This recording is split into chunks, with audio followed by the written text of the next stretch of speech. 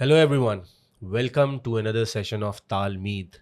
This is an exciting day क्योंकि एक साहब जिनसे मेरा काफ़ी अरसे से गुफ्तगू चल रही थी, finally he is available today.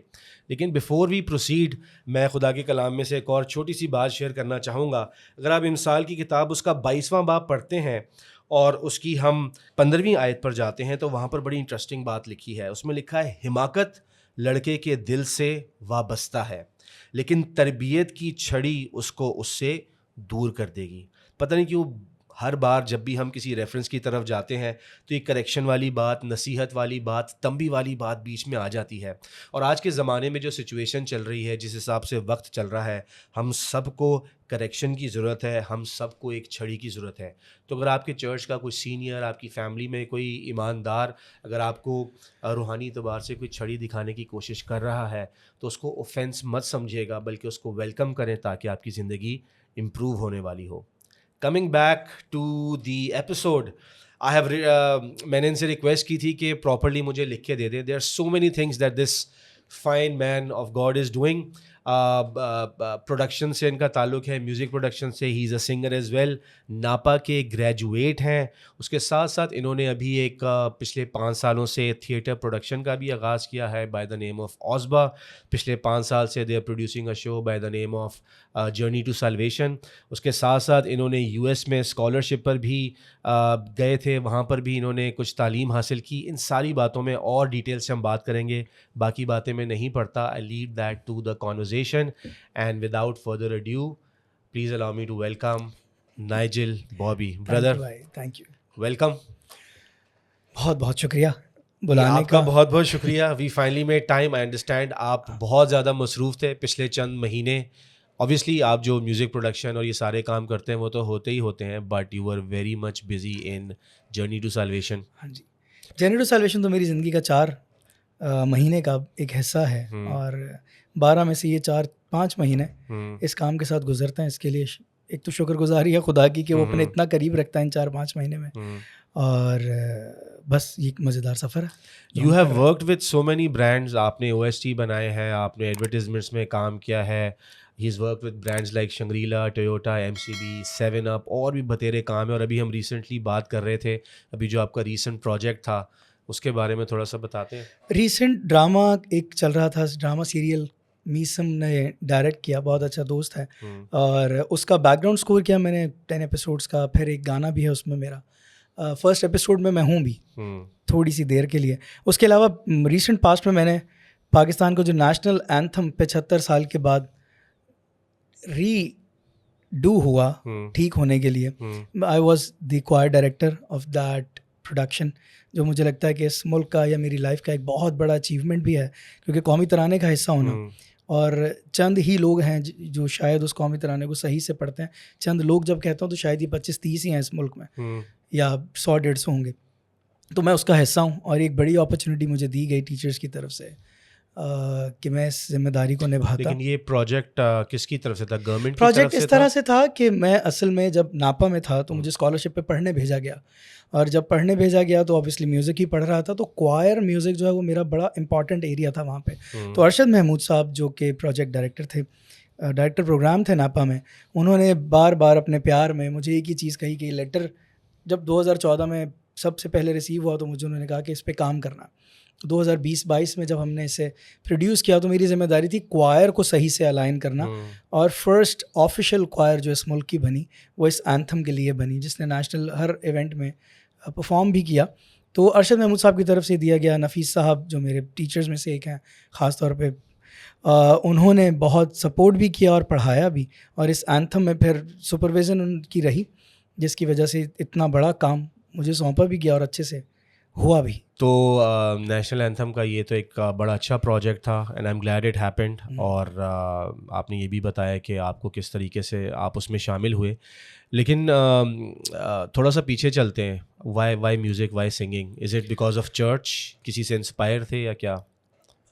मैं अक्सर ये सवाल पूछा जाता है कि किसी से इंस्पायर था, और मैं हमेशा इस बात पे सोचने लग जाता हूँ क्योंकि मुझे सुनने का शौक़ शुरू से था. क्योंकि बहुत सारा क्लिफ्टन के एरिया में मैं पैदा हुआ, शेरंजना कॉलोनी में, और my father use to teach music. Okay. अच्छा, और वो स्कूल्स वगैरह में नहीं पढ़ाते थे, उनके बहुत सारे बेशुमार शागिर्द, तो चर्चेस के साथ एक स्ट्रॉन्ग इन्फ्लुएंस था। फिर म्यूज़िक मिलता है चर्च से, तो वो जो ज़बूर नवीस भी कहते हैं ना कि मेरी एक बेतरतीब मादे की जो तरबियत होती है, तो मैं आज तक अपने इस सारे प्रोसेस को यही कहता हूँ, मेरी तरबियत बहुत अलग तरह से हुई। जो तिलावत भी आपने अभी पढ़ी, उसमें भी जो वो डांट या जो तनबी की बात है ना, वो उसमें जो वर्ड था वो बहुत इंपॉर्टेंट है कि आपकी तरबियत करना इंपॉर्टेंट है। उसके लिए चाहे डंडा यूज़ हो, चाहे प्यार के अल्फाज यूज़ हों, चाहे मैं बच्चों को जेली चॉकलेट खिला के मना लेता हूँ, टूल कोई भी यूज़ हो सकता है, तरबियत इंपॉर्टेंट है। और मेरी ये तरबियत जो है ना, वो मुझे कभी लगता है मैंने कभी इंस्पायर होके की नहीं है, क्योंकि आंखें खोला तो म्यूज़िक घर में था, घर से सख्ती थी, सिखाते नहीं थे फादर।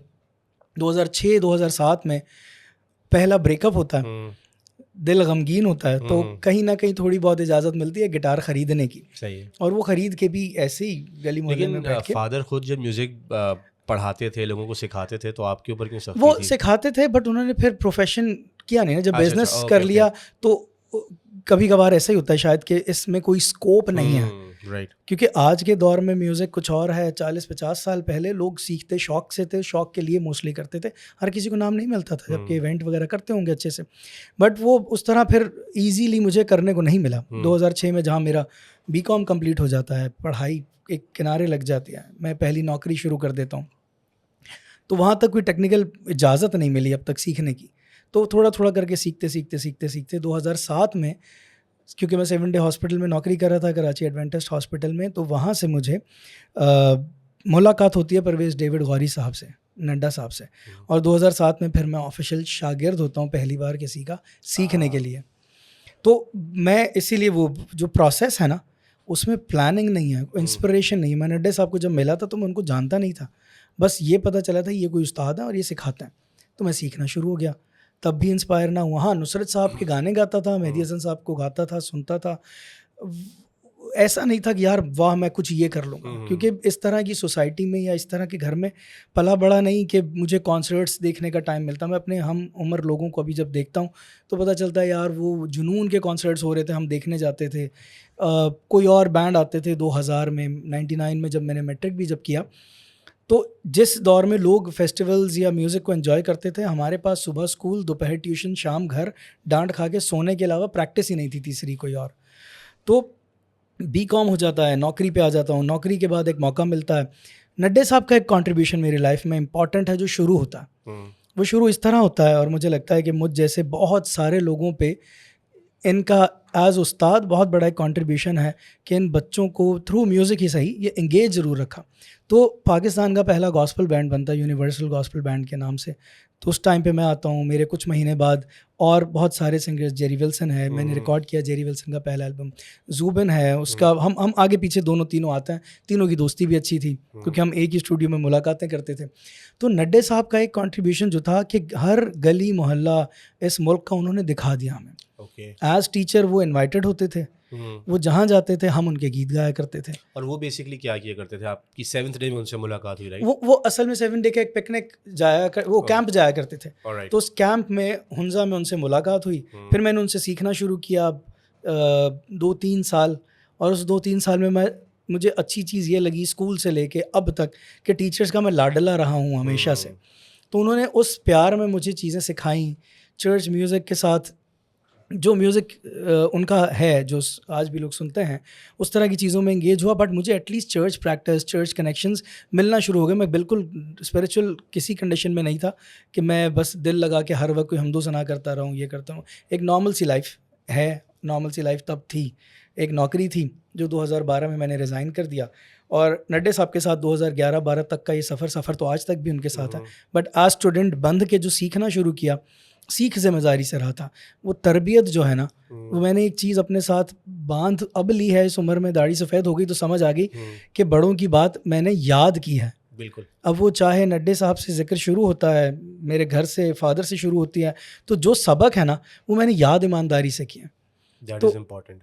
उसका फ़ायदा ये हुआ कि वो जो बीज छोटे छोटे लगते रहे, वो 2017 से जैसे ही मैंने प्रोडक्शन स्टार्ट की, थिएटर शुरू किए या गाने प्रोड्यूस करना शुरू किए, आज मैं 100% हर म्यूजिशियन को, हर बच्चे को गाइड करना चाहता हूँ कि बड़े की कोई भी तनबीह, डांट वो आपके नुकसान के लिए हो नहीं सकती, क्योंकि वो किसी ना किसी ज़िंदगी के फेज़ में आपके काम आ जाती है। बिल्कुल। और ये बातें अब मुझे समझ आती हैं, और मैं इसीलिए हमेशा कोट करके बात करता हूँ कि किसकी वजह से मेरी लाइफ में ये ट्रांजिशन मुझे दिखाई दे रहा है।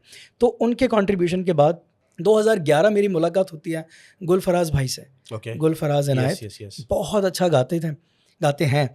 उन्होंने मुझे एक इवेंट में लेके गए 2011 के नवंबर दिसंबर में, कि मैंने उनके साथ गिटार बजाना, क्योंकि मैं गिटार बजा के गाता था।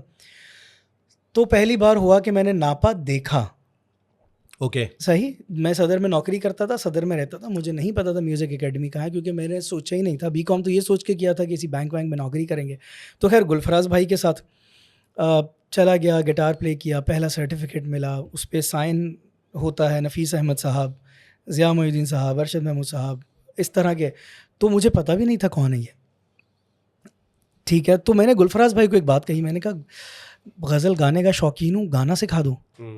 और उन्होंने एक चीज़ कही कि कल मिलना। तो मैं बाइक लेके जाता था उनके पास, फिर बाइक वो चलाते थे और वो मुझे लेके चले गए नापा में एंटर होके उन्होंने मुझे बस एक चीज़ कही थी, गेट से एंटर होते ही, कि जो कुछ याद है यहीं छोड़ दे, अंदर से शुरू से पढ़ना है तूने। और इससे पहले नफीस साहब के ऑफिस तक पहुंचते तो मैंने उनको एक चीज़ कही थी कि गुलफराज भाई आप लेके आए हो, आप ज़िंदगी भर याद रखोगे कि आप किसी को लेके आए थे। इसी तरह की बात मैंने उनसे कही। तो मैं जब पहुंचा तो ये 20 फरवरी 2012 मैंने नौकरी से रिज़ाइन किया, 21 फरवरी मैं नापा पहुंच गया और जाके एडमिशन लिया, जिस पे मुझे 30%, 25-30% नफीस साहब उसी वक्त डिस्काउंट दे देता है। और मेरी 22 तारीख से हो जाती है क्लासेस शुरू। मार्च फर्स्ट वीक में है एग्ज़ाम, तो 10 दिन में मैं वो सब कैसे कवर करूँगा जो 2 महीने पढ़ाया गया। तो खैर 3rd पोजीशन आती है मेरी। और उसके बाद कोई एग्ज़ाम नहीं था कि मैंने टॉप ना किया हो। और गुलफराज भाई आज भी ये बात कहते हैं कि तूने जो कहा था ना, तू फोकस था कि तूने करना क्या है। और मैं ऐसा कोई काबिल बच्चा नहीं था कि मैं अच्छा रहा स्कूल की पढ़ाई में, बिल्कुल नहीं था। लेकिन क्योंकि दिल म्यूज़िक में था, चीज़ें म्यूज़िक में थी, नापा की क्लास नादिर, एहसन, इन टीचर से शुरू होते होते इंतज़ार हुसैन साहब जैसों ने मुझे वोकल्स की क्लासेस दी। मोहम्मद हुसैन साहब जो मेहदी हसन साहब के साथ हारमोनियम प्ले करते थे, उन्होंने मुझे बहुत सारा हारमोनियम स्केल प्लस गज़ल, ख़ास तौर पे मेहदी साहब को समझना वो बताया। बशीर साहब तबला नवाज़ जो थे, उनसे बहुत प्यार और बहुत चीज़ें समझना, मिलना और ऐसे उस्तादों के बीच में रहना। और उसके बाद नफीस साहब की सुपरविज़न प्लस उनका कंट्रीब्यूशन ना सिर्फ म्यूज़िक की लाइफ में, मेरी पर्सनल लाइफ में भी हमेशा गाइड करना, हमेशा समझाना। प्लस अरशद महमूद साहब वहाँ मौजूद थे। और फिर मौका मिलता है मुझे ज़िया मोइनुद्दीन साहब जैसे लोगों के साथ स्टेज शेयर करने का। क्या अच्छा, मेरा थिएटर और आर्ट से कुछ नहीं है, बट इस इंसान की आवाज़ माय गॉड। आजकल अब वो टिकटॉक पे, इंस्टाग्राम पे रील्स बन के उनकी वॉइस के साथ बहुत सारी हाँ। चीज़ें आ रही होती हैं। But sorry, please continue. हाँ, तो यहाँ होता है कि मुझे सबसे पहले एक अपॉर्चुनिटी मिलती है, फर्स्ट ईयर पोजीशंस लेता हूँ, क्योंकि तबला बहुत पढ़ चुका था नड्डे साहब से, म्यूज़िक घर से ही याद था। 2009 से मैं डिक्सन विल्सन स्टूडियो में, डिक्सन भाई के पास भी था, तो स्टूडियो काम, जिंगल्स, गाना, ये सब तो मेरी प्रैक्टिस में था। तो जब नापा पहुंचा तो कुछ हद तक कंट्रोल थी चीज़ें और पोजीशंस आती रहीं। उसके बाद सेकंड ईयर में मुझे नापा ने अपॉर्चुनिटी दे दी कि एज एक्सचेंज स्कॉलर मुझे अमेरिका भेज रहे हैं पढ़ने के लिए। University of Texas, Sarah and Ernest Butler school of music, और दुनिया की 3-4 बड़ी यूनिवर्सिटीज़ में से एक यूनिवर्सिटी। और एक बच्चा, मुझे आज भी घर वाले तंग करते थे, फिर छोटा भाई छेड़ता था कि यहाँ से हैदराबाद कभी नहीं गया, पहली बार शहर से निकला तो डायरेक्ट अमेरिका। और फिर मैंने वही बात, तरबियत बड़ों की, और बड़ों की दुआएं चाहे वो माँ बाप की हों, चाहे ख़ास तौर पे उस्ताद की हों, तो वो ज़ाया नहीं होती। आपने यहाँ पे 2-3 बातें कर दी which I believe we should talk about और आई शुड मेंशन। पहली बात जो आप बार बार तरबियत की कर रहे हैं, तो बाज़-औक़ात इमसाल में और जहाँ जहाँ भी वो छड़ी का जिक्र है ना, तो बड़ी मज़े की बात है कि उसकी एक ट्रांसलेशन में छड़ी का मतलब वो मारने वाली रॉड नहीं है, वो शेफर्ड स्टाफ है। जो तो वो जब भेड़ भटक जाती थी तो उसके आगे हुक लगा होता था कि शेफर्ड उसको खींच के वापस ले आए, तो दैट इज़ वेरी इंपॉर्टेंट। और दूसरी बात ये कि आप बार बार इतने सारे लोगों के नाम ले रहे हैं, that is something really good, that you remember those people and you honour those people. तो this is something really good and I I would like to appreciate कि आप उनको ऑनर भी दे रहे हैं, उनके नाम आपको याद भी हैं. एनीवेज, तो आप पहुँचे यूनिवर्सिटी ऑफ टेक्सास में. हाँ जी, वहाँ पहुँचता हूँ तो मेरी ज़िंदगी का एक अलग विंडो खुलता है. सबसे पहले एक आदमी कराची से निकलता है, -10 डिग्री में खड़ा हो जाए, ये बहुत बड़ी बात होती है. पहली बार बर्फ़ देखी मैंने वहाँ पे. हंसी मजाक ज़रूरी होता है बीच में. और जब मैं पढ़ना शुरू करता हूँ तो मुझे पता चलता है कि जो मेरा मेंटोर है वो इटालियन ओपेरा कंडक्टर और इस तरह का आदमी है. मैंने कहा अच्छा. फिर जिससे मैंने बैकग्राउंड स्कोर करना सीखने का नाम लिखा, उसका नाम गैरी पावल है. उसने टॉय स्टोरी और इस तरह के, मतलब उसके जब मैं स्टूडियो में घुसा तो उसके पास 8 ग्रामी और 12 ऑस्कर थे, या 12 ग्रामी और 8 ऑस्कर थे. और मैं सोचा था मेरे साथ कुछ है जो किसी और प्लानिंग पे है. मैं ये सब सोच भी नहीं सकते. राइट. इस जैसे मुल्क में पैदा होना की सोच भी नहीं सकते. लेकिन देखने वालों को ये ज़रूर बताएं कि यूएस, ये आप कैसे पहुंचे इस यूनिवर्सिटी? इस यूनिवर्सिटी मुझे पता है, लगता नहीं, मुझे यकीन है कि एक चीज़ मैं बार बार कहता हूँ, ईमानदारी जो है ना, वो बीच में भी हुआ. मुझे एक बहुत अच्छे सिंगर हैं, दोस्त हैं, अहमद जहाज़ेब. उन्होंने जब मेरे स्टूडियो बैठे साथ, उसने एक ही बात कही थी मुझे कि तेरी ईमानदारी है कि तू इतना काम कर रहा है और इतना आगे है काम में. तो मुझे एक चीज़ लगती है, इस किताब से हो या जो हम गले में क्रॉस पहन के घूमते हैं, या हमारी प्रेजेंटेशन हो, या हमारी ज़बान हो, क्योंकि when you are practising Christ, ईमानदारी नहीं जानी चाहिए, जान जानी चाहिए. तो वो ईमानदारी काम के साथ थी और उस्तादों के साथ थी. उस्तादों के साथ इसलिए कहता हूँ क्योंकि घर से तरबियत थी कि उस्तादों की इज़्ज़त करना सिखाया गया था. और मुझे आज भी याद है, मैं कह सकता हूँ, नफ़ीस साहब हो गए, अरशद साहब हो गए, इंतज़ार हुसैन साहब हो गए, इवन ज़िया साहब का परफॉर्मेंस से पहले आके मेरी शर्ट सही करना जो होता था ना हमेशा, ये मैं कभी नहीं भूलता. और वो सिर्फ यूँ हाथ रख के शाबाश कह देना, इस किताब में भी मेंशन है, अगर उस्तादों से सिर्फ शाबाशी मिल जाए ना, ये मेरे लिए बड़े अचीवमेंट्स हैं. तो वहाँ पहुँचने का रास्ता सिर्फ इतना था कि मैं सीख ईमानदारी से रहा था. मैं काम के साथ मुखलिस था, सीरियस था, हंसी मजाक बहुत करता था. बट रास्ते, अपॉर्चुनिटीज़ आती हैं, सही वक्त पे सही डिसीशंस ले लिए मैंने. तो ये अपॉर्चुनिटी आपने खुद अप्लाई नहीं ना किया? ना, मैंने कुछ अप्लाई नहीं किया. मुझे तो सुबह एक दिन कहा गया, क्योंकि मेरी शाम में क्लासेस होती थी, मुझे कहा गया सुबह 9 बजे आना. हम 9 बजे चले गए. अरशद साहब से मीटिंग है, और क्योंकि अरशद साहब से पहली बार मिलना है मुझे, तो नफ़ीस साहब का प्रेशर बहुत होता था, अरशद साहब से मिलना है. तो उनके सामने फ़र्स्ट टाइम बैठे तो हमें पता चला कि तुम 4 लोग हो और 4 लोग हैं जिनको हम सोच रहे हैं भेजें पढ़ने के लिए. मैंने कहा अच्छा, करना क्या अब? तो हुआ ये कि एक पासपोर्ट बनवाना आपने. तो वो टोटल 5,000 रुपये, 3,000 या 5,000 खर्च हुए. बट जैसे ही अमेरिका पहुंचता हूँ, 4-4,500 डॉलर्स मेरे अकाउंट में होता है, अकाउंट खुल जाता है. तो वो चीज़ें जो लोग प्रैक्टिस करते हैं, जो लोग कोशिश करते हैं. मुझे एक और चीज़ भी लगती है, इस मुल्क में मेरा वापस आना, बहुत कुछ था ना, जवान था, कुंवारा था, सबसे पहले रिश्ते ऑफ़र होता है. और मुझे आज भी, मैं, एक शायर हैं, उनके कुछ गीत भी मैंने गाए. उन्होंने मुझे एक चीज़ बड़ी मज़ेदार कही थी कि नाइजल भाई, एक चेक आपको मिल गया कि आप अमेरिका में, और दूसरा चेक आपके हाथ में ब्लैंक है, शादी कर लो. और उनकी कोई फैमिली मेम्बर थी शिकागो में. मैंने कहा नहीं, मुझे किसी ने भरोसा करके भेजा, और उन 4 में मैं क्रिश्चियन हूँ. मैं वापस ना गया ना, तो ये मुझ जैसे कई लोगों के रास्ते बंद होंगे. तो मैं वापस आया. फिर मैं कई दफ़ा गया, बहुत कुछ किया.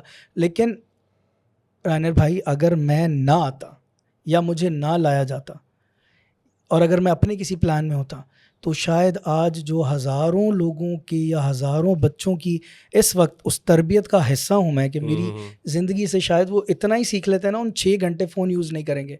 6 घंटे हम जर्नी टू साल्वेशन, जिस थिएटर का जिक्र हो रहा है, मेरे असिस्टेंट से लेके 100+ की कास्ट को 6 महीने डील करना मजाक नहीं है. Absolutely right. नापा जैसे स्टेज पे, जहाँ मैंने नसीरुद्दीन शाह साहब को काम करते हुए देखा, पूजा भट्ट, महेश भट्ट, ज़िया मोहिउद्दीन साहब, इस हर आप बड़ा नाम लें, उसने इस स्टेज पे परफॉर्म किया. ऐसे स्टेज पे अपनी कम्युनिटी का 100 बच्चा 5 साल नॉन स्टॉप ले आना. 10 दिन में, पिछले साल, इस साल वॉर सिचुएशन में हमने 24 परफॉर्मेंस किया, सुबह भी और शाम भी. 10 दिन में 24 परफॉर्मेंस. इतनी नापा खुद नहीं करता. इतने में सामने आर्ट्स काउंसिल फेस्टिवल करके कहता हमने 24 काम किया. पिछले साल हमने 37 परफॉर्मेंसेस की थी, और ये ऑन रिकॉर्ड चीज़ें, कुछ ढकी छुपी नहीं है. 11-12 हज़ार का फुटफॉल मजाक नहीं है. हम बसेस नहीं देते, हम खाने नहीं देते. ये वाहिद चीज़ किस तरह डिज़ाइन हुई है, कितनी सोर्सेज हैं, खुदा ने किस तरह इसके पीछे काम किया। 90% 80% टिकट्स ऑनलाइन बुक हो जाती हैं। कब अपने यूथ को आपने इतना एजुकेट किया था कि अपने एंड्रॉयड का सही इस्तेमाल कर लें। बिल्कुल। चर्च की एक छोटा सा फ्लायर ही, चर्च में पहुंचता हूँ, देखिए मैं कैथलिक चर्च का हिस्सा हूँ, हमारे चर्च के ब्रोशर्स या जो पेपर डॉक्यूमेंट बाहर रखे जाते हैं या प्रेयर का जो रन डाउन बना होता है, मैंने कई दफ़ा कहा अंग्रेज़ी तो बना होता है, उर्दू क्यों नहीं है?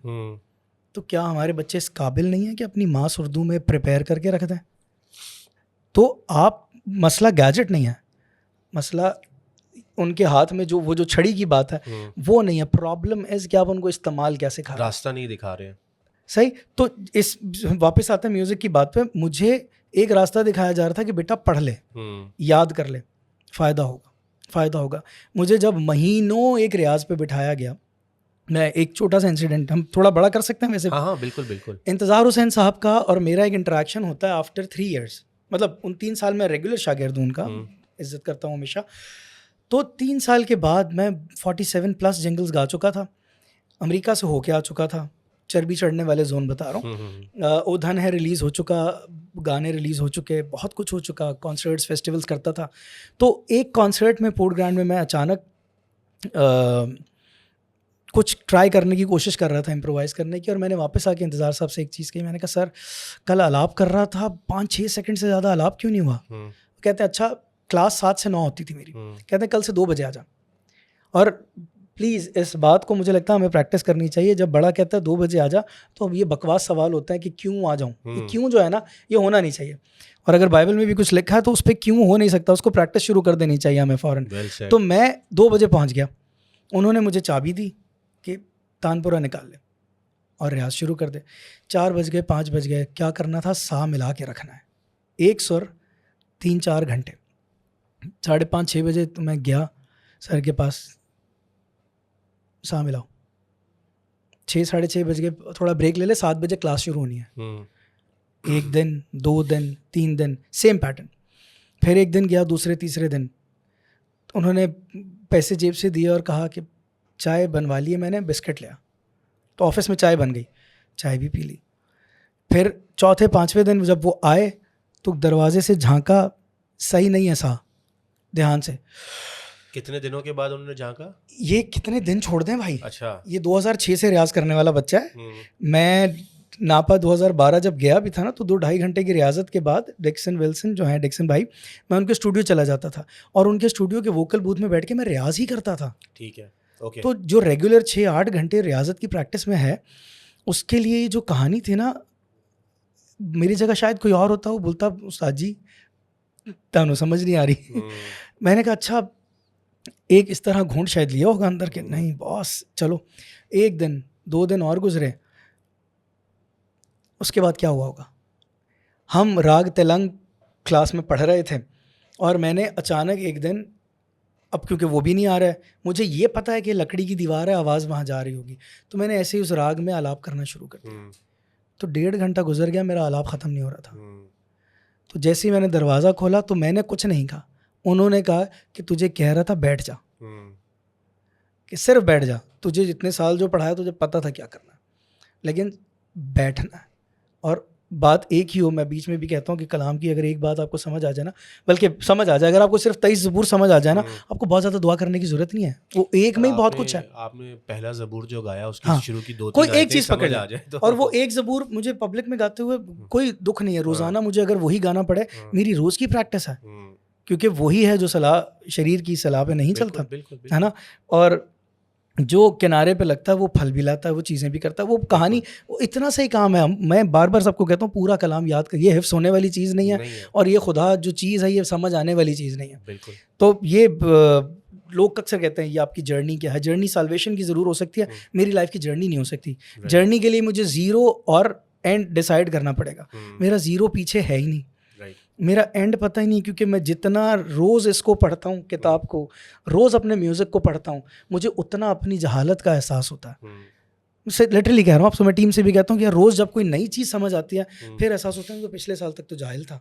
इस थिएटर में इस साल नापाक औरत का एक्ट जब 9 मिनट का डाला तो उस एक्ट ने लोगों पे जो इम्पैक्ट डाला, तो मुझे लग रहा था कि शायद वो अभी भी, मैंने जब पोस्टर में 5 साल में चेंजेस की जर्नी टू साल्वेशन में, तो मैंने उनको कहा कि यार इस साल फिर कंप्लीट हो गया, लेकिन ये अगले कुछ महीनों में इनकम्प्लीट दिखाई देगा, क्योंकि न्यू एडिशन फिर पहुंच जाएगा। इस साल पोस्टर में हमने जो भेड़ डाली, वो पोस्टर को अगर देखें ध्यान से, तो वो हाथ है जो बहुत सारे कांटों, ताज, लकड़ी से गुजर के आपको बचाने आता था। इस साल जब आगे आता है, वहाँ वो भेड़ बैठी हुई है, क्योंकि खुदावंद मेरा चौपान है, और उस भेड़ तक लाना, लॉर्ड इज़ माई शेपर्ड, अगर चरवाहा कहते हैं हम उसको, उसके लिए हमें भेड़, और वही भटकी हुई या बीमार या किसी भी हालत में वहाँ पहुँचता है। फिर इस औरत का बिलीफ डालना, इस साल जर्नी टू साल्वेशन हमने नेशनल करना था। हम इसे सिंधी में लेके जाना चाह रहे थे पास्टर पॉल स्टॉक की तरफ, बट ज़िंदगी में एक डैमेज है लास्ट ईयर, डैमेज तो नहीं है, सेलिब्रेशन है जस्टिन की डेथ का, और शामिर की डेथ हुई, YMC का बच्चा था। और जस्टिन का एक्ट जो है वो बहुत इंपॉर्टेंट एक्ट था, क्योंकि जिस तरह वो क्राइस्ट का कैरेक्टर डिलीवर करके गया आफ्टर असद के साथ रहते हुए, वो बनाना मेरे लिए मुश्किल था। मुझे लगता है पैदा आमिर भाई ने ज़रूर उसको किया होगा, बट उसके एक एक एक्ट को आज भी मुझे वैसे ही फील होता, क्योंकि उसको आखिरी गुस्ल के टाइम पे भी मुझे मौका दिया जाना कि मैं ही उसको नहला दूं। मुझे कभी कभी लगता मैंने अपने बेटे को भी खुद नहलाया था जब मेरे बच्चे की डेथ हुई, और जस्टिन मेरी ज़िंदगी में उतना ही करीबी कैरेक्टर था। तो इसे बनाना मेरे लिए दोबारा मुश्किल है, बहुत मुश्किल है। तो और इस पर मैं अक्सर टीम से भी कहता हूँ कि अगर मेरे लिए एक जस्टिन बनाना मुश्किल है, तो खुदा के लिए एक नाइजल, एक राइनर, एक जूबन, एक फादर, एक पादरी, एक कुछ भी बनाना, उसके लिए भी तो उतना ही तकलीफ दे होगा। अगर मुझ जैसे बेवकूफ़ आदमी को छोटी सी आबादी से यहाँ तक लाने में इतनी एजुकेशन, मैं स्कूल का अच्छा बच्चा नहीं था, मेरी 22 तारीख को सालगिरह होती है, मेरा रिज़ल्ट भी 21-22 ही आता था, मुझे इसलिए याद रहता है। यहाँ तक जब आपको बेदहानी में तरबियत देता है, वो तरबियत जो है वो मेरी बेदहानी में हुई है।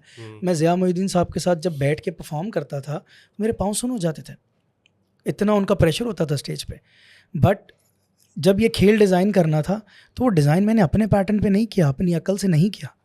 ये डिज़ाइन होता है, शहजाद राज एक दोस्त है जो शायर है, कंपाइल करते हैं चीज़ें फादर बेंजामिन की सुपरविजन में, और स्टोरी और म्यूज़िक जोड़ने का आर्ट जो था वो तो मैंने ज़िया साहब और नफ़ीस साहब और अर्शद साहब को करते हुए देखा था, क्योंकि मैं उनके साथ गालिब, इकबाल, फैज़ ये परफॉर्म करता था। वो स्टोरी पढ़ते थे, बीच में म्यूज़िकल ट्रांजिशंस नफ़ीस साहब डिज़ाइन करते थे। इसलिए जब मैंने इसको डिज़ाइन किया, तो मेरी बेदहानी में तरबियत थी इस काम को करने की, कोई एक्सपर्टीज़ नहीं है मेरी, मैं तो समझने की कोशिश कर रहा हूँ आज भी ना कि all things work together for the good of those who love him. खुदा से मोहब्बत करने वालों के लिए भलाई खुदा पैदा करता है। ऐसा ही है। और तरबियत की इतनी अच्छी बात है, जैसे आपने कहा बेदहानी में तरबियत हुई, लेकिन जब तरबियत भी हो रही थी आपने उसको लात नहीं मारी, आपने उसको ना नहीं कहा, जो आज की जनरेशन में सबसे बड़ा मसला है। एक तो इंटेंशनल तरबियत नहीं लेते, और फिर कोई ज़बरदस्ती या खुदा भी किसी तरीके से उनको तरबियत देने की, उनकी ट्रेनिंग करने की कोशिश करता है, वो उसमें हाथ आगे नहीं बढ़ाते, because you never know what ever you are being trained for, कल को उससे खुदा ने कैसा काम लेना है, किस तरीके का काम लेना है। मैं आपको छोटी सी एग्जांपल देके ना एक चीज़ शेयर करता हूँ। मैंने कहा ना, मैंने उस्तादों की बातों को किताब की तरह याद किया, और क्राइस्ट की लाइफ देखते हैं और आज की लाइफ कंपेयर करते हैं।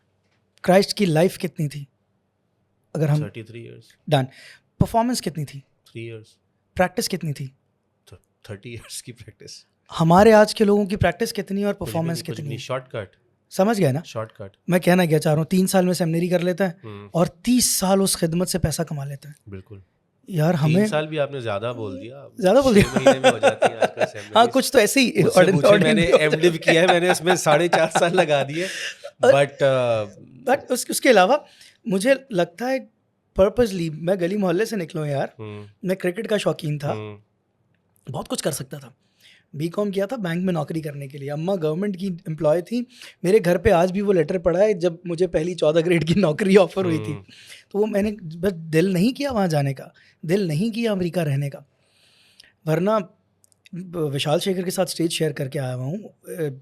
इवन सोनू निगम या इस तरह के लोगों के साथ इंटरेक्शन, कोलैबोरेशन हो जाना, आप वैसी दुनिया से बाहर निकल जाते हैं, छोटी बात नहीं है। वो चीज़ों ने इफेक्ट ही नहीं होने दिया। उसके बाद पाकिस्तान के बड़े प्रोजेक्ट्स का हिस्सा रहा मैं। खैर, वो तो चीज़ें काम नहीं आई, बाद में ख़ुद भी की करने की कोशिश नहीं की। बट प्रॉब्लम इतना है कि आप शॉर्टकट की, अगर जो बात मैं कर रहा था, उस शॉर्टकट का प्रॉब्लम एक है जो नफ़ीस साहब ने कही कि रियाजत खुदा को पसंद है, मुझे आपको पसंद नहीं है। Riazat is repetition.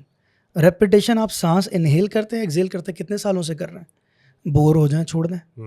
रोज़ एक ही खाना खाता है, रोज़ एक ही स्लीपिंग पैटर्न है, रोज़ सूरज निकलता है। तो रेपिटेशन खुदा को पसंद है। वो 6 दिन के बाद आराम ना करता, वो अगर ज़िंदगी भर भी कुछ बनाना चाहता तो वो हमेशा बनाता रहता। बिल्कुल। क्या ज़रूरत था ये कहने की कि अच्छा है, अच्छा, तो उसको एक पैटर्न पे लगा दिया ना।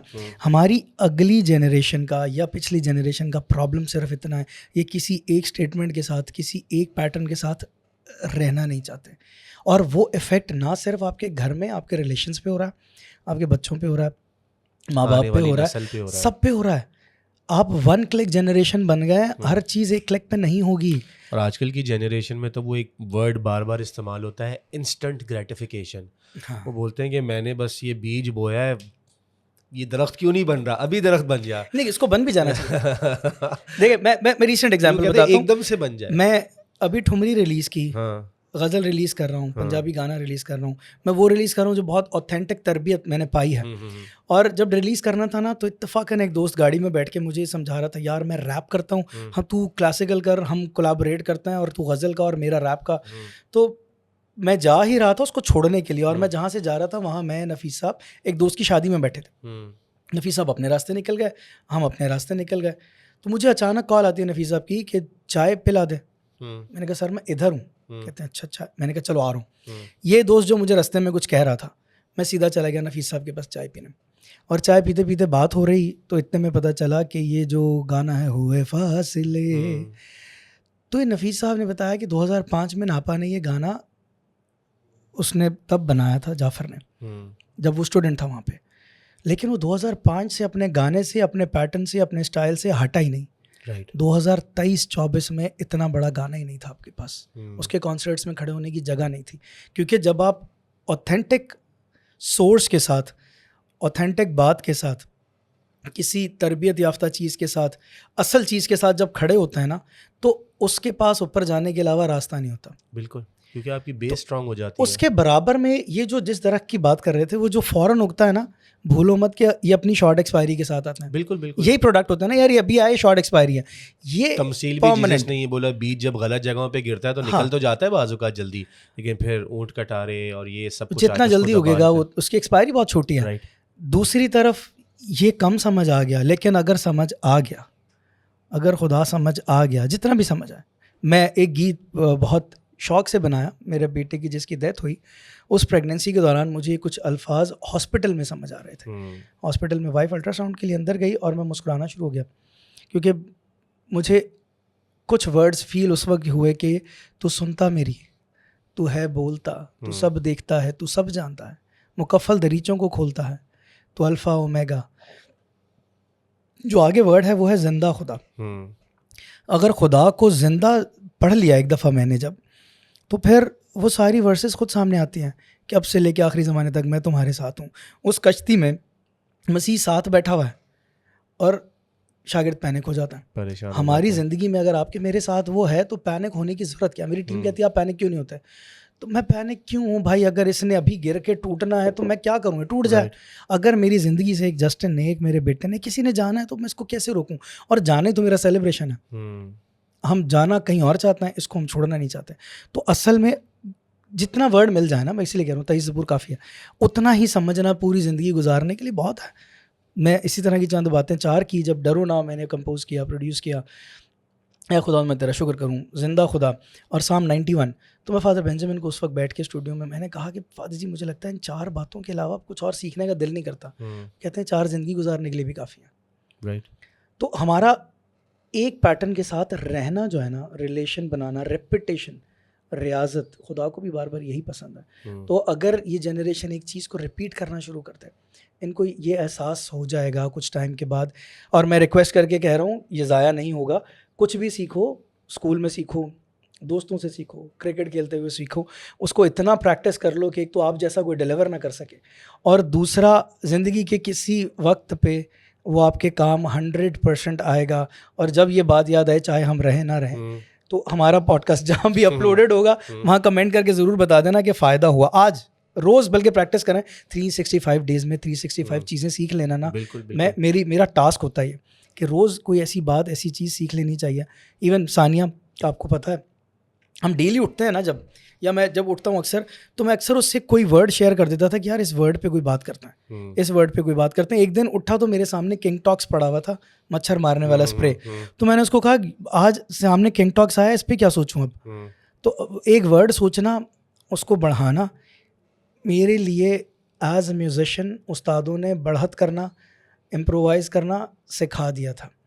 और हमें इन्फॉर्मेशन, वोकैब ज़्यादा हो, इन्फॉर्मेशन ज़्यादा हो, एक्सपीरियंस ज़्यादा हो, तो हमें एक एक वर्ड पे सोचने की ज़रूरत है। और वो ज़िंदगी में रायनर भाई ज़रूर काम करेगा, ये मैं गारंटी दे सकता हूँ। Very good message for the younger lot. एकदम से कोई चीज़ अचीव नहीं होती, चीज़ों को वक्त लगता है और आपको मेहनत करनी पड़ती है। और बाज़ औक़ात एक जगह मेहनत नहीं करनी पड़ती, बहुत सारी जगहों पे दिल लगाना पड़ता है। एप्पल स्टीव जॉब्स की जब बात करते हैं तो उसको एक बार यूनिवर्सिटी में, कॉलेज में कोई कोर्स नहीं मिल रहा था, वो एक्सीडेंटली कैलीग्राफी के कोर्स में चले गए थे। और कैलीग्राफी में जो उन्होंने वो फॉन्ट्स और डिज़ाइन और इस टाइप की चीज़ें सीखी थी, जब वो एप्पल को डिज़ाइन कर रहे थे तो कहता है वो तालीम मेरे काम आई। तो इसी वजह से एप्पल का जो इंटरफेस था, जो भी उसके डेस्कटॉप का स्क्रीन का जो सारा कुछ था, उसमें वो कैलीग्राफी जो उन्होंने एक्सीडेंटली सीखी थी वो उनके काम आ गई। बिल्कुल। तो if you are walking with God, तो ये भी समझ लें कि देयर आर नो एक्सीडेंट्स। आपको बेशक वो एक्सीडेंट लग रहा होगा, आपको पजल लग रहा होगा, बट खुदा ने बहुत फाइन तरीके से उस जर्नी को, उस सिचुएशन को, उस मकसद को आपके लिए क्राफ्ट किया है, और जो आपको वक्त आने पे पता चल जाएगा। जैसे आप बता रहे हैं कि मैं अच्छा स्टूडेंट नहीं था स्कूल में, बट नापा में जब आप गए तो आप पहले सेकंड थर्ड आए। पहले थर्ड आया, उसके क्योंकि बाद मुझे दो टॉप की पोजीशन। फर्स्ट और सेकंड कौन आए थे उनका भी नाम पता अच्छे से। Very good very good. और उसके बाद सारे ट्राइमेस्टर में मैंने टॉप किया। इवन मुझे अभी भी याद है, मेरा 4th ईयर 3rd ईयर जब चल रहा था, तो नादिर अब्बास जो असिस्टेंट थे नफीस साहब के, मैंने कहा सर एक रिजल्ट तो लगा दो। कह रहा तू अकेले ही पास होता है, क्या लगाना हमने रिजल्ट अब। क्योंकि 72 स्टूडेंट्स थे, होते होते हम 10-12 रह जाते हैं कुछ टाइम में। और वो बहुत मज़ेदार सफ़र है, बस कोई भी पढ़ाई हो, चाहे हम, और वो जो बात अभी आपने की ना कि वो कैलीग्राफी होती है और एक्सीडेंटल कुछ नहीं है।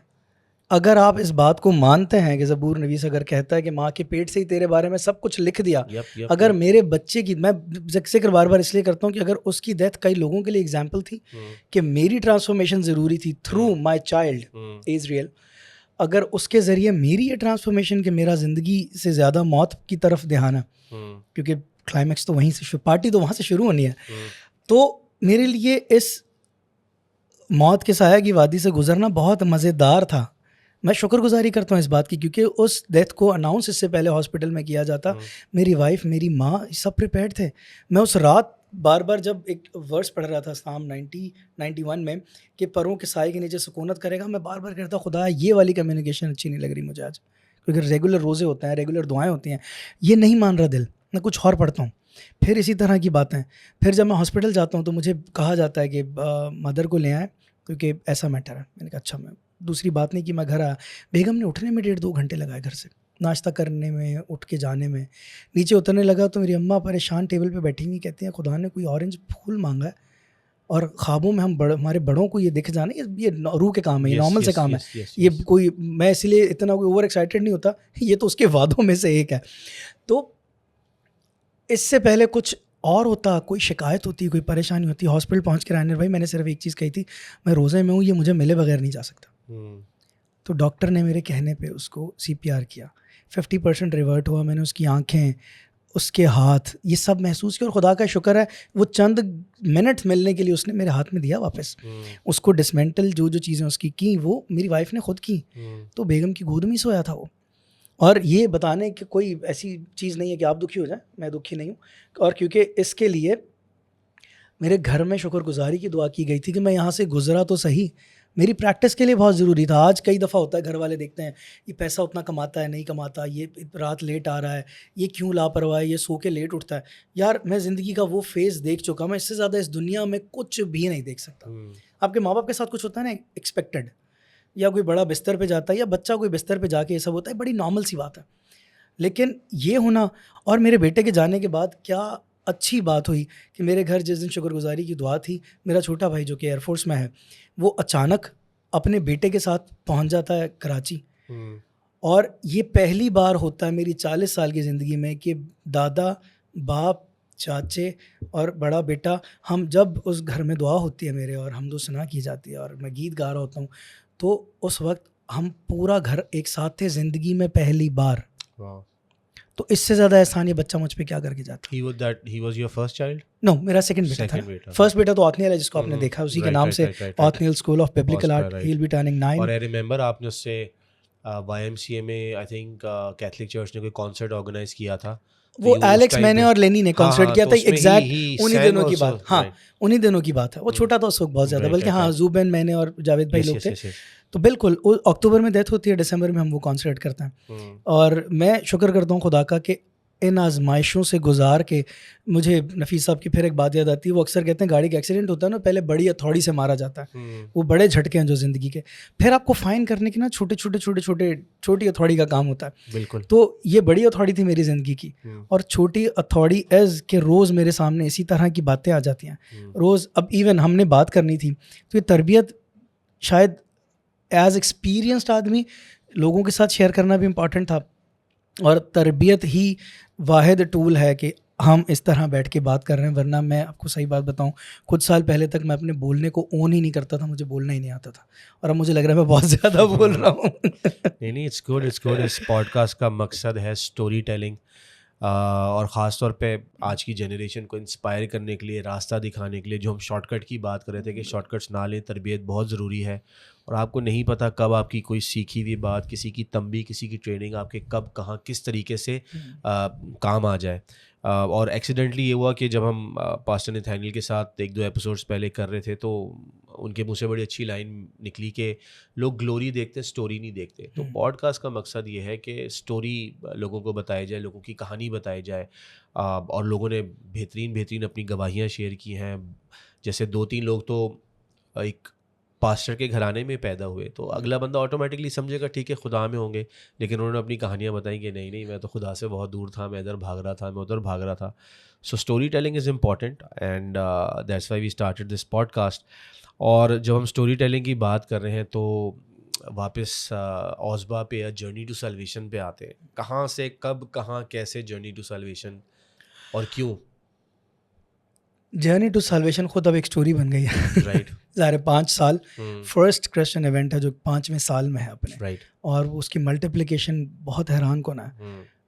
ज़ाहिर है जस्टिन का कंट्रीब्यूशन, असद का ख़ास तौर पे, महरीन, मुच्छू, नेविश, शैतान जो बनती है। और इस साल हमारा प्लान था इसको नेशन वाइड ले जाने का, बट हम पाकिस्तान में कराची में ही नेशन वाइड हो गए, राइट। क्योंकि पहली बार हुआ कि बलूचिस्तान से गाड़ियाँ भर के आई, हैदराबाद से गाड़ियाँ आई, रियली? और नापा में ये आलम था इस दफ़ा कि मुझे लगता है इस साल, हर साल की इतनी गवाहियाँ, इतनी स्टोरीज़ हैं कि ऑलमोस्ट 80+ परफॉर्मेंसेस हम 5 साल में कर चुके हैं। तो जिस दिन बलूचिस्तान से गाड़ियाँ आई, तो मुझे कॉल आई कि हम बलूचिस्तान से आ रहे हैं, कुछ डिस्काउंट हो सकता है टिकट में। मैंने कहा डिस्काउंट नहीं हो सकता, हम टिकट देंगे, आप आ जाएं। सही है। तो आप आने की हिम्मत कर रहे हैं इतना दूर से, ये हमारे लिए आप मेहमान हैं। उन्होंने 100% टिकट्स ली थी। जाते हुए वो एक कोई एनवेलप कुछ अमाउंट दे के गए बच्चों को, और वो दिन था कि वहाँ पंजाब के, हैदराबाद की गाड़ियाँ, लोग बैठे हुए थे। इवन मुझे पता चला कि 210 सीट्स हैं, हम 400+ लोग थे अंदर। वाओ। और कभी औसबा के पेजेस पे देखें तो आप सीढ़ियाँ ढूंढेंगे कि बीच में सीढ़ी है कहाँ, सीढ़ी नहीं, सीढ़ियाँ छुप जाती हैं हमारी। पता चला कि यूएस से कोई फैमिली आई हुई है, और उन्होंने रिक्वेस्ट की टिकट काउंटर पे कि हमें बस बिठा दें कहीं भी। तो ये रिलेशन यहाँ तक हम ले आए इस बात को, और खुदा का शुक्र है कि जर्नी टू साल्वेशन जो है वो हमारी तरफ से अब तक प्लान नहीं हुआ हुआ। मुझे पिछले दिनों के एक दोस्त ने एक पॉडकास्ट में ही पूछा कि क्या प्लानिंग थी इसके पीछे, तो मैंने उनको इसी तरह कहा, मैंने कहा इसमें अब तक मेरी प्लानिंग नहीं है, ये जिस दिन मुझे लगेगा कंप्लीट हो गया। आप तो अपना प्रोडक्ट तब बेचने जाएंगे ना जब आपको लगेगा बन गया। हो गया, हाँ। तो मेरे हिसाब से तो अभी कंप्लीट नहीं हुआ। इस साल तो मैंने सानिया को कहा कि दुनिया सेटिस्फाई हो गई, नए सीन डाल दिया, 52 मिनट का खेल हम 70 मिनट पे ले आए, लेकिन मुझे लग रहा है कुछ मिसिंग है। तो वो मिसिंग ढूंढने की कोशिश करूँगा, और जिस दिन कंप्लीट होगा उस दिन अनाउंस करूँगा कि मुझे लगता है अब कंप्लीट है, अब मैं प्लान करूँगा कि इसको मुझे कहाँ लेके जाना है, अब हमें किस मुल्क से लोग बुला रहे हैं, किस शहर से लोग बुला रहे हैं, किस तरह लोग जुड़ रहे हैं। ये मेरा प्लान नहीं है। मेरा इसमें एक सेकंड का, एक अल्फाज का, एक लफ्ज़ का, एक बात का कंट्रीब्यूशन नहीं है। ये सिर्फ एक वो रास्ता है जिस पे मैं चुपचाप हर सीज़न चल पड़ता हूँ, सिर्फ इसलिए कि मेरी पर्सनल थेरेपी पीरियड है, starting from November ending in April. और अप्रैल से शुरू होता है मेरा पेंटेकोस्ट का सफ़र, क्योंकि औसबा के पेजेस पे हमने 40 डेज़, हमने जब इस दफ़ा लिखा ना ही इज़ रिज़न हालेलुया, तो हमने नीचे लिख दिया था कि बट व्हाट्स नेक्स्ट। हमारे लोग संडे के मसीह जी उठता है, वो तो जी उठा, अभी आसमान पे जाने तो दो, ये भाग जाते हैं, छोड़ छाड़ के कामों में लग जाता है। तो हंसी मजाक कर लेना चाहिए, वो दोस्त है, वो भाई है। तो इन 40 दिनों में मसीह ने क्या किया? अगर तो वो टास्क था ना जो शागिर्दों को दिया, तो वो इतने सालों में दे दिया था। कोई ज़रूरत थी? और आप, मैं, हम सब इसी तरह के हैं कि मसीह की लाइफ में मौजज़ात देख लिए, मरना देख लिया, जी उठना देख लिया, शागिर्द भाग गए। हमारे लोग रिस्पॉन्स, मैं हर चीज़ में बिशप जॉनसन नहल 2006 सुबह 9 से लेके 12 बजे तक का 3 घंटे का मैसेज था उनका, और मैं नाइट ड्यूटी करके गया हुआ था। उन्होंने एक चीज़ बड़ी मज़ेदार कही कि लोग ताकत को एंजॉय करते हैं और ज़िम्मेदारी नहीं ढूंढते हैं। तो अगर आपको ताकत मिलती है, जो बात अभी रायनर भाई ने कही, पास्टर नथानियल की भी लेके, ग्लोरी कोई वर्ड नहीं यार, उसको छोड़ दो। ग्लोरी का मैटर यह है कि वो सिर्फ खुदा को ही मिलनी चाहिए। हम कितना एनलाइटेंड हो सकते हैं उस लाइट से, वो हमारे अंदर से जाहिर हो जाए ना, इतनी ही मेहरबानी बहुत है हम पे। और छोटा काम है ज़िंदगी में, छोटी, ये बरकत वर्ड यूज़ होता है, मैं डरता हूँ ऐसे अल्फाज से, वर्शिपर लेबल से और पास्टर लेबल, मुझे डर लगता है। इंसान बन जाऊँ मेरे लिए काफ़ी है। तो चाहे रिस्पॉन्सिबिलिटी मेरे पास इस वक्त है ना, इस चाय को पीने की, इस पानी को पीने की, आपसे बात करने की, आपके सामने बैठने की, इवन जिस भाई ने लाइट बनाई उसकी भी, यार हम उतनी रिस्पॉन्सिबिलिटी को अच्छे से डिफ़ाइन करते हैं। क्योंकि कलाम में ऐसे बहुत सारे हीरोज़ हैं जिन्होंने बहुत छोटे छोटे काम किए हैं, लेकिन अगर वो छोटे काम उनके ना होते, यसाया की छोटी छोटी पेशन गोइयाँ ना होती, किसी के छोटे छोटे कंट्रीब्यूशन ना होता, तो बात साल्वेशन पे आती ही ना। बिल्कुल। तो आपको नहीं पता कि कई दफ़ा उस सीढ़ी चढ़ने में आपको लगता है यार छत पे मज़े हो रहे होंगे, ये पहला स्टेप मैं क्यों बनूं? आपसे वो सीढ़ी शुरू होनी है। तो जो काम इस दुनिया में हमें दिया गया है, वो हमें इतना फाइन कर देना चाहिए कि वो आगे प्रॉब्लम ही ना करे ना। तो मेरा बहुत स्ट्रांग मानना है इस बात के ऊपर। इसी तरह से जर्नी टू साल्वेशन पे अगर हम वापस आ भी जाएं, तो जर्नी टू साल्वेशन जब करना था, तो मेरा एक फोकस्ड एरिया था कि यार मैंने 18 साल यही काम किया, और मुझे इसी में एक ऐसी क्रिश्चियन प्रेजेंटेशन बनानी है जो ऑब्वियसली नापा जैसी ज़मीन पे होना है। ये चर्च नहीं है, यहाँ अखबारें कवर करेंगी इसको, यहाँ नेशनल मीडिया होगा हमारा। और वो 5 साल में ऐसा किया खुदा ने कि मैं खुद हैरान होता हूँ। मैं टेक्निकल थिएटर ग्रेजुएट नहीं हूँ, मैं म्यूज़िक ग्रेजुएट हूँ। 2 साल पहले नापा एडमिन ये बात अपने थिएटर ग्रेजुएट को कह देती थी कि म्यूज़िक ग्रेजुएट आता है, इतना बड़ा शो, इतना रश लगाता है और चला जाता है, इतना फेस्टिवल्स में रश नहीं होता। और ये सलाम है उस पूरी कम्युनिटी को जो अब गली मोहल्ले से निकल के आ गई। पादरी नथानियल का जो वो मैसेज था, उसमें एक बड़ी मज़ेदार बात कही थी उन्होंने आपके सामने बैठ के कि हम गरीब ज़रूर हैं लेकिन बहुत एक्सपेंसिव हैं। यस। तो ये जिनको गरीब दिखाया गया है ना, ये दिखाया किसी और हाथ के चक्कर में जाता है। मेरे पोस्टर पे जो हाथ है ना, वो मेरा बहुत स्ट्रांग मानना खुदा का हाथ है, हम उसी तरफ देखते हैं। वो गरीब जो दिखाना होता है वो किसी और हाथ को देखना होता है। ये गरीब नहीं है। अगर मेरे एक खेल में मेरी वो टीम जो थिएटर या म्यूज़िक से लगाव नहीं, लेना देना नहीं है, जिनका सिर्फ एक बेवकूफ़ आदमी को फॉलो करते हैं ये बच्चे और टीम के साथ जुड़ जाते हैं, सानिया जैसे लोग, मीरव जैसे लोग, लड़के हैं, महरीन है, सलमून है और एक रॉजर लड़का, अगर ये लड़के मिलते हैं और इस शहर को इतना उकसा देते हैं कि ये अपनी 5,000 8,000 टिकट्स बुक करके पहुंच जाता है, तो हमें और क्या करना, अपना प्रोडक्ट इस काबिल करना है। वो जो बात है ना कि जो हमने पकाया है वो इस काबिल बना दो, अपनी बुराई भी ऐसी बना दो कि लोग ख़रीदने को आ जाए ना यार। राइट। हमारे यहाँ वो जो लपेटा हुआ है ना लोगों ने, नकली उस्ताद बन जाता है, नकली, खैर कह देता हूँ, पादरी बन जाता है, कुछ भी बन जाता है, सफ़ेद चादर उड़ के सब फरिश्ते हैं इस दुनिया में। तो भाई अगर आप इधर हो तो फिर इंसान कब आएंगे दुनिया में? तो मैं इसीलिए कहता हूँ मैं फरिश्ता बन नहीं सकता, इंसान हूँ। काम को ईमानदारी से कर रहे हैं, ये रीज़न है कि ये सक्सेस स्टोरी जुड़ गई। इस मुल्क को पहला वर्शिप कॉन्सर्ट जब हमने दिया, जिसकी आप बात कर रहे हैं YMCA वाला, तब वर्शिप कॉन्सर्ट्स का ट्रेंड नहीं था। वो पहला वर्शिप कॉन्सर्ट होता है, जावेद नूर भाई, फिर सुजैना बाजी, जुबिन उसमें होता है, अलिसिया डाइस उसमें होती है, लेनी है, मैं हूँ, डिवाइन वर्शिप और चंद नए लोग हम करते हैं। फर्स्ट एक्सपेरिमेंट करते हैं कॉन्सर्ट करने का, हम अनाउंस नहीं करते, 450 बंदा होता। 2 साल से मैं, क्योंकि इस्लामाबाद एक मीटिंग का हिस्सा हूँ, वहाँ से कॉन्फ्रेंस से जब आया तो 2 साल पहले मैंने आके कहा, सानिया मुझे लगता है कि कोई नई ज़मीन बुला रही है। अब वो नई ज़मीन क्यों, वहाँ सीख के आ गया था।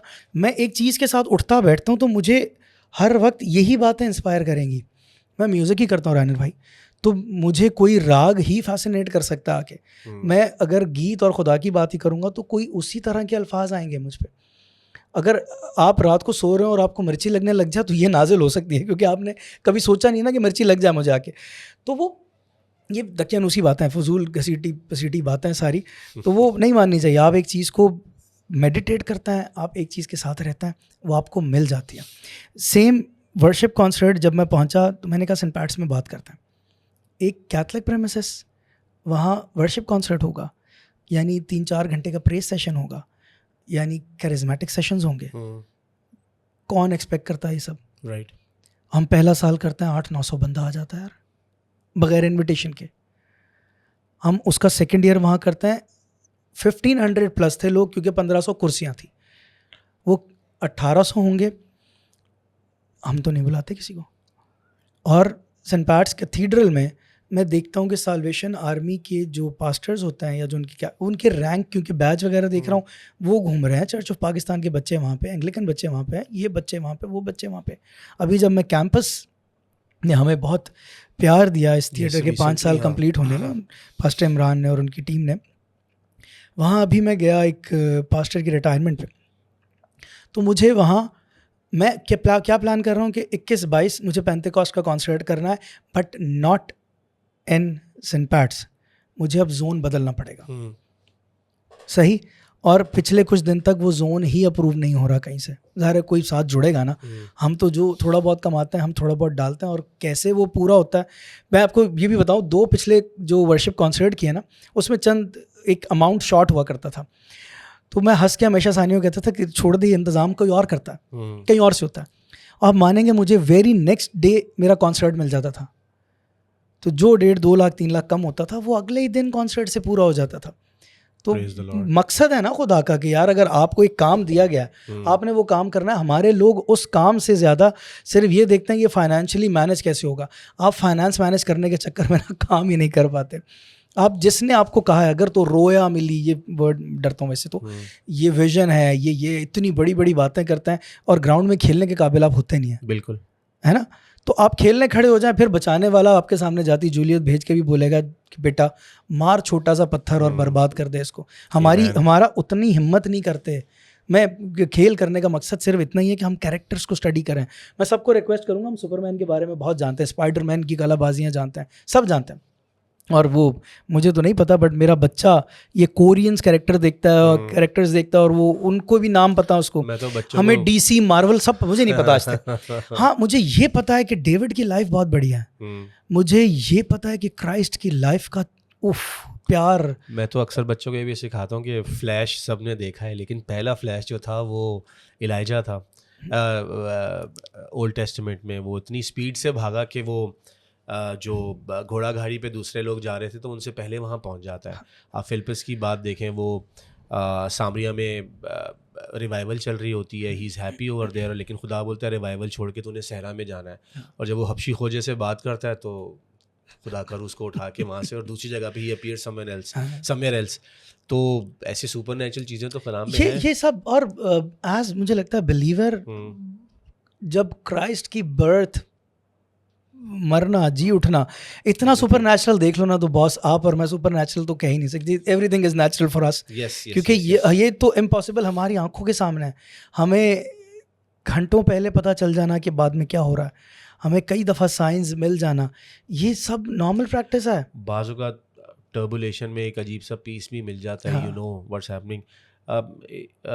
आप अपने बेटे की बात कर रहे थे, did that in any way और फॉर्म चेंज योर लाइफ, या आपका पर्सपेक्टिव उसके बाद चेंज हुआ हो? हाँ, बिल्कुल बदल गया। कैसे और क्यों? वो थोड़ा पीछे चलें। बिल्कुल। 2016-17 में जिन जिन मिनिस्ट्रीज़ के साथ काम करता हूँ ना, नापा की पढ़ाई के अलावा, मुझे एक चीज़ समझ आ जाती है कि हमारे यहाँ आर्टिस्ट को बेवकूफ़ कहा जाता है और बेवकूफ़ ही समझा जाता है। बिल्कुल। तो और अब आर्टिस्ट को इस्तेमाल करना बहुत आसान है। मैं आपको सही बात बताऊं, आप नीचे मूंगफली वाले के पास जाके, अरशद महमूद साहब के अल्फाज हैं ये, कि मूंगफली वाले के पास जाके उसे कहें कि 5 रुपए की मूंगफली आपको मुफ्त में दे दें, वो आपको नहीं देगा। लेकिन आप एक आर्टिस्ट के पास जाएं जो शायद 1-2 लाख रुपए एक गाना गाने के लेता होगा, उसको आप कहीं यार एक गाना सुना दे, वो आपको सुना देगा। तो आर्टिस्ट को तो आप एक मूंगफली बेचने वाले के बराबर भी नहीं रहने देना चाहते।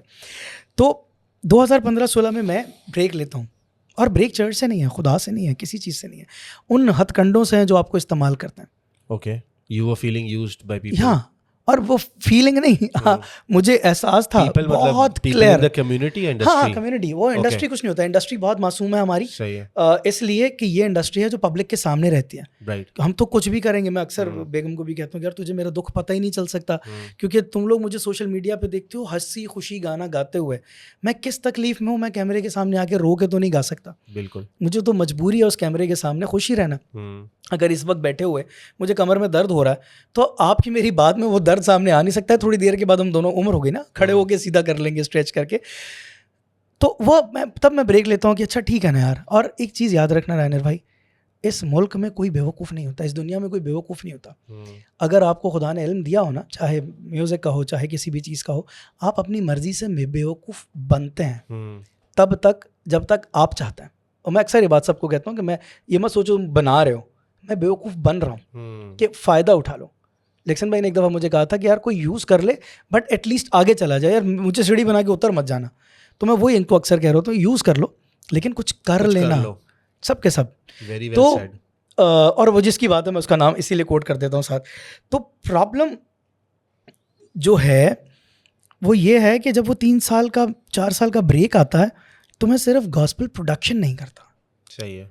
और Zubin Ernest, pastor Zubin Ernest मेरे बहुत अच्छे दोस्तों में से एक है, मुझे उस दौरान समझाते हैं कि यार ये अंधेरा है, ये रोशनी है। मैंने कहा ज़ुबिन मैं बीच में आराम से बैठा हूँ, मैं खाना खाता हूँ, मैं बच्चों के साथ रहता हूँ, मैं अपनी दुआ करता हूँ, मैं चर्च जाता हूँ, मैं सब कुछ करता हूँ। मैं ऐसा क्या करूँ कि इधर आऊँ और मेरी बल्ले बल्ले होने लग जाए, मैं गीत गाऊँ, मैं पब्लिक में आऊँ, मुझे ज़रूरत नहीं आने की, मैं खुश हूँ भाई यहाँ पे। तो 3-4 साल के बाद कनाडा में एक दोस्त है जमील, तबला नवाज़ है, वो मुझे कॉल करता है कोविड के टाइम पे और मुझे कहता है कि नाइजल ये वक्त नहीं है अब, तो हमें कुछ सीरियस सोचना है। फिर क्योंकि मैं उन दिनों फैज़ फेस्टिवल करके ख़त्म हो रहा था, इस्लामाबाद में करके आया प्रेसिडेंसी विद ज़िया मोहिउद्दीन साहब, नफ़ीस साहब, अरशद साहब साथ होते थे। वहाँ से मैं लाहौर गया, वहाँ इंज़माम उल हक, नूर साहब, जैसे ही कराची चैप्टर करने आया, बड़े मशहूर एक्टर हैं, आली अदनान, डॉन के विलन भी हैं। उसके परफॉर्मेंस के बाद मैं उस टेबल पे बैठता हूँ जहाँ अरशद साहब मौजूद हैं, जहाँ नफ़ीस साहब बराबर में बैठा है और चंद ज़्यादा उम्र के कुछ लोग बैठे हैं। और उस टेबल पे बात होती है कि मैंने नाना को कहा कि फैज़ साहब को जेल से निकाल दो, एक कहता है कि मैंने उस वक्त ये कहा, तो मैं 36-33 इस एज में मैं किन के बीच में बैठा हूँ, being Christian, being the youngest, उतना इल्म नहीं होगा जितना इन बड़े लोगों के पास है।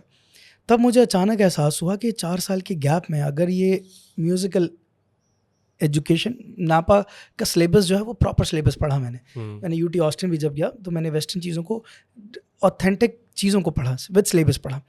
ऐसा नहीं है कि वो थोड़ा बहुत यहाँ से उठा लिया, थोड़ा बहुत वहाँ से उठा लिया। तब मुझे अचानक एक परेशानी थी कि अगर आज मैंने ये किसी को ना दिया तो कल मेरे बच्चे को कौन देगा। राइट। ये ऑथेंटिक बात जो आज मैं कह रहा हूँ ये उसको कौन समझाएगा। वो रीज़न था कि मैंने सोचा यार कुछ होना चाहिए। इतने में कोविड ने प्रेशर डाल दिया। इसमें जमील मुझे कॉल करके कहते थे कि इस तरह का वक्त, तब एक गीत मैं लिखता हूँ कि क्यों दूर हूँ तुझसे वापस आना चाहूँ, क्योंकि मेरे उसके रिश्ते में कोई प्रॉब्लम नहीं था। प्रॉब्लम था कि किसी ने कह दिया तो ये कर लिया, किसी ने कह दिया तो उसके म्यूज़िक स्कूल में पढ़ा दिया, किसी ने कह दिया तो अच्छा भाई तस्वीर खींच के भेज देना अपने स्टूडेंट्स के साथ।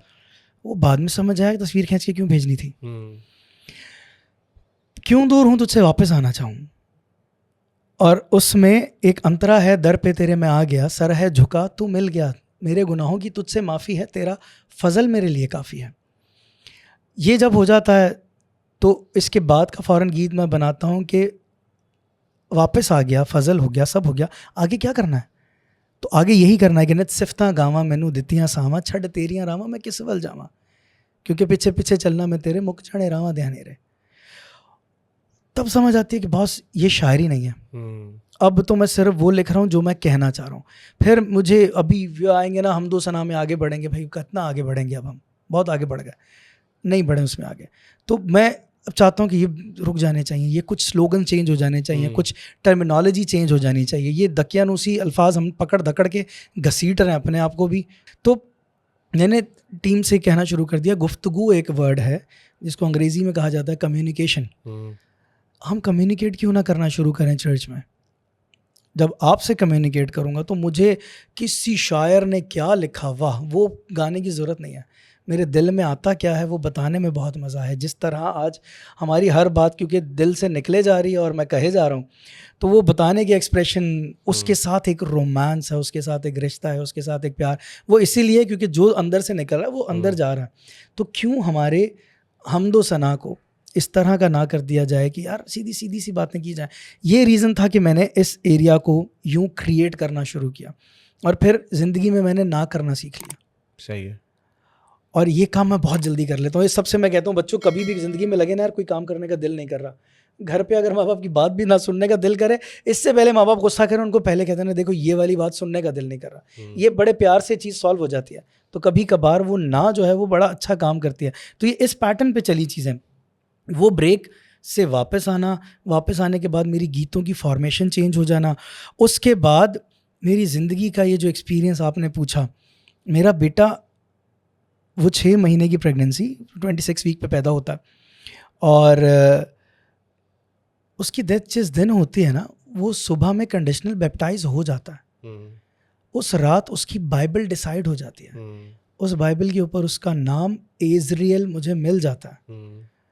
ठीक, तो जब नाम इज़राइल रखा तो ये तो नाम ही वो है, ये तो फरिश्ता ही वो है जो कमज़ोर रूहों को, बीमार रूहों को, भटकी हुई रूहों को ही तो बचा के खुदा तक पहुंचाता है। तो वो वही तो कर रहा था।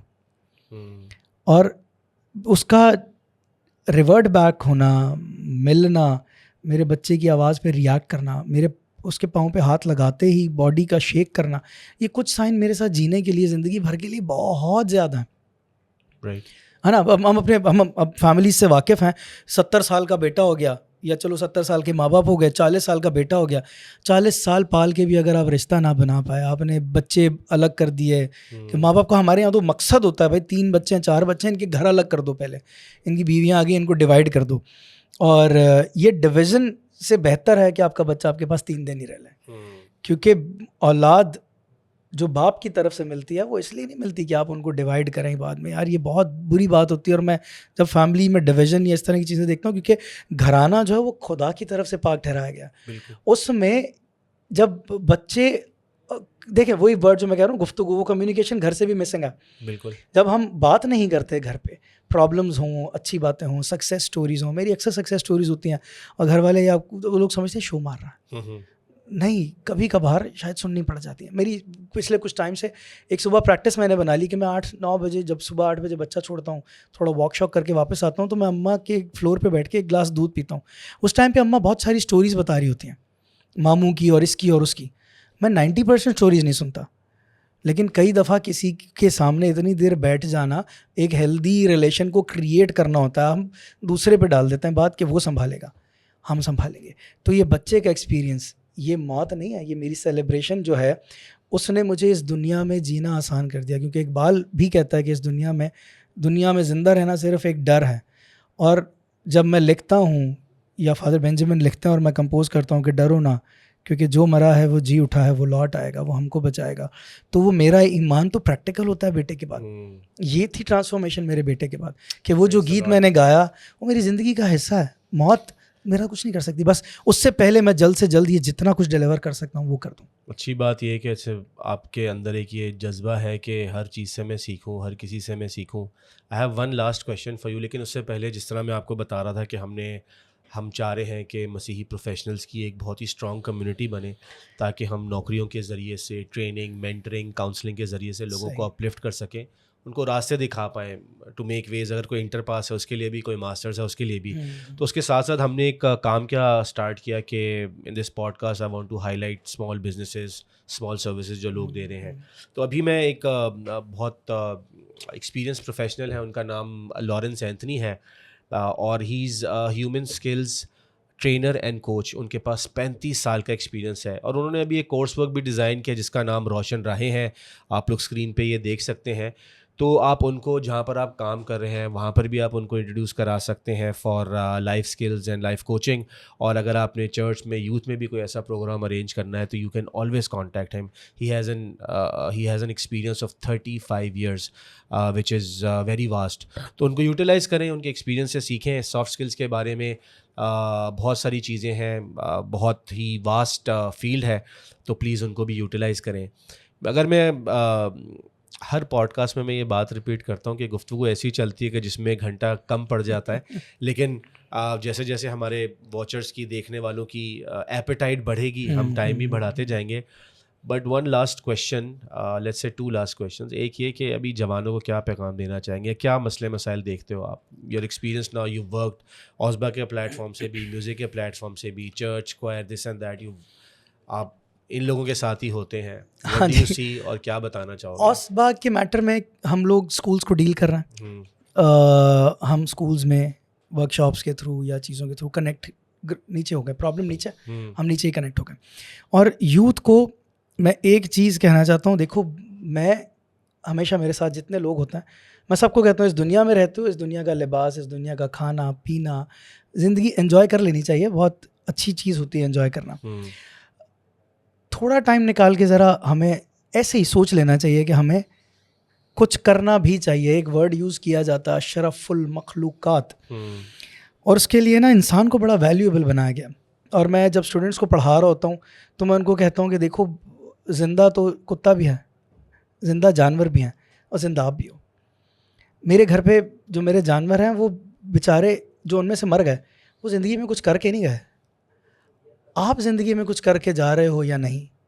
और किताबों की बातें हैं, लिखा होता है कि ये मैटर नहीं करता बच्चों, या चलो मैं 40 साल का हो गया हूँ तो मैं जिनसे बात कर रहा हूँ वो 14-15 साल के होने चाहिए, क्योंकि 25 साल वाले शायद सोचते होंगे कुछ कर रहे हैं, कुछ कर नहीं रहे। क्रिश्चियन इमेज ख़राब हो रहा है हमारे कुछ कामों से, और वो हम अच्छे से जानते हैं। वो जो कॉलिंग है ना किताब से जो आती है, जो खुदा से आती है, उसके अलावा जो कॉलिंग होती है ना, वो इमेज ख़राब कर रही है कम्युनिटी का। बिल्कुल। तो कुछ ऐसा ना करो। इस दुनिया में, इस खित्ते में ख़ास तौर पे हमेशा कहा जाता था कि क्रिश्चियंस को काम पे रख लो, ये बहुत ईमानदार होता है।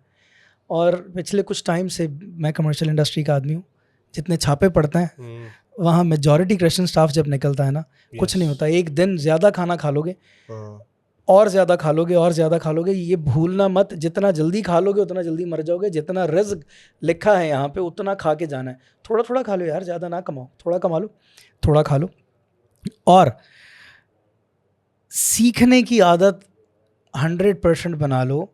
बहुत मज़ेदार चीज़ है। मैं नहीं मशवरे देता कलाम पढ़ना शुरू हो जाओ, ये कर दो वो कर दो, बट कोशिश करना कि अगर सिर्फ संडे भी चर्च जाते हो तो उस संडे चर्च से खाली मत आना। और एटलीस्ट हफ्ते की एक चीज़, मेरा स्टेमिना ज़्यादा हो गया होगा, मैं रोज़ की एक चीज़ सीख सकता हूँ, 2 चीज़ें सीख सकता हूँ, बूढ़ा भी हो गया हूँ, बट संडे मिस ना करना। क्योंकि अगर एक मिस हुआ तो 14 दिन ज़ाया हो जाएंगे, और अगर महीना मिस हो गया तो टोटल 52 हैं ये।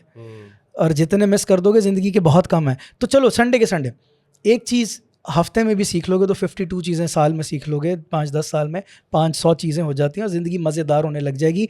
अभी ये जवानी बड़ी मज़ेदार है, ये दुनिया के साथ गुजर जाएगी। दोस्त बहुत सारे हैं। मेरी उम्र में आके तनबीह करोगे, मैं इस उम्र से पहले तनबीह करना शुरू हो गया था, क्योंकि कम उम्र में पढ़ाना शुरू हो गया था। जब अपने आप को संभालने की कोशिश करोगे ना, तो जितना मैं ये वेप और ये बहुत कुछ आगे पीछे देख रहा होता हूँ, चलो कर लो, क्वांटिटी कम कर लो। खाना भी मैं कह रहा हूँ क्वांटिटी कम कर लो, नशा कर लो, क्वांटिटी कम कर लो। कम कर लोगे डैमेज नहीं होगे किसी भी चीज़ को।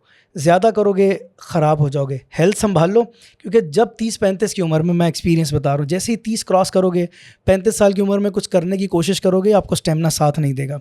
उस वक्त पछताओगे कि ये क्या किया था। तो थोड़ी बहुत एंजॉय कर लो ज़िंदगी, क्योंकि करने का वक्त जब आएगा वर्ड चोजन, मैं जल्द ही सोच रहा हूँ जिस्म पे लिखवाने का। चुना जाना बहुत इंपॉर्टेंट है। किस वक्त खुदा पकड़ेगा काम के लिए, खुदा ने मूसा को किस उम्र में सेलेक्ट किया, किस उम्र में किसी से क्या काम लेता है, किस उम्र में किसी से क्या काम लेता है। जिस उम्र में आपसे काम लिया जाएगा, भूलना मत कि आप उसका घर हो। आपको जिस दिन काम पे लगाएगा, काम करने के काबिल रहना। फेलियर्स के साथ गए तो आगे राहें बहुत तंग हैं, इतना आसान नहीं है कि मसीह ने कुर्बानी दे दी हम बच जाएंगे। आगे लिखा है, हिसाब होने बड़े सारे।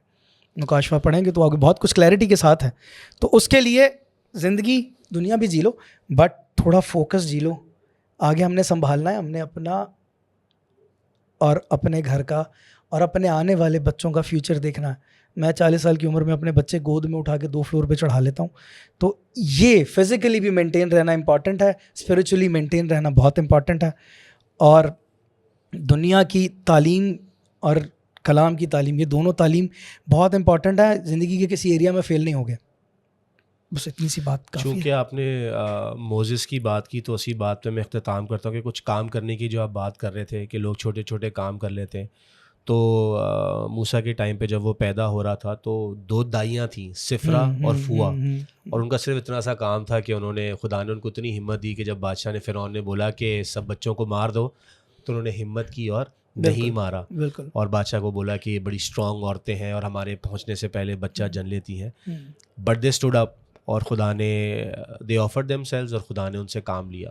तो काम छोटे बड़े नहीं हैं, कुछ ऐसे भी काम है जिनको आप करके you can lead up to a bigger thing. Nigel, thank you so much for your time. Hopefully we will sit again. बहुत हमने इंटरेस्टिंग बातें कर ली कम्युनिटी के बारे में, आपकी लाइफ जर्नीज, एक्सपीरियंसेस के बारे में, and I am really grateful and blessed. Thank you so much, thank you so much for coming. God bless you.